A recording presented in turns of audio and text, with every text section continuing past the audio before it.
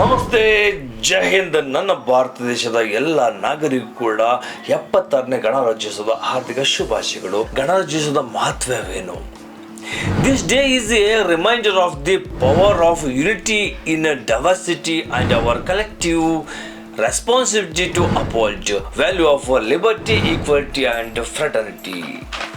ಇದರ ಅರ್ಥ ಏನಪ್ಪ ಅಂದರೆ, ವೈವಿಧ್ಯತೆಯಲ್ಲಿ ಏಕತೆ, ಸ್ವಾತಂತ್ರ್ಯ, ಸಮಾನತೆ, ವೈಚಾರ್ಯ, ಜವಾಬ್ದಾರಿಗಳನ್ನು ಒಳಗೊಂಡಂತ ಅಂಗೀಕರಿಸಲಾಗಿರುವಂಥ ಸಂವಿಧಾನ ದಿನ 26 ನವೆಂಬರನ್ನು ಅಂಗೀಕೃತವಾಗಿ 26 ಜನವರಿನಲ್ಲಿ ನಾವು tribute to freedom fighters, patriotism, citizen responsibility, unity, diversity ಇದೆಲ್ಲವನ್ನು ಒಳಗೊಂಡಂತ ಈ ಒಂದು ವಿಶೇಷವಾದ ದಿನವನ್ನು ನಾವು ಆಚರಿಸ್ತೀವಿ.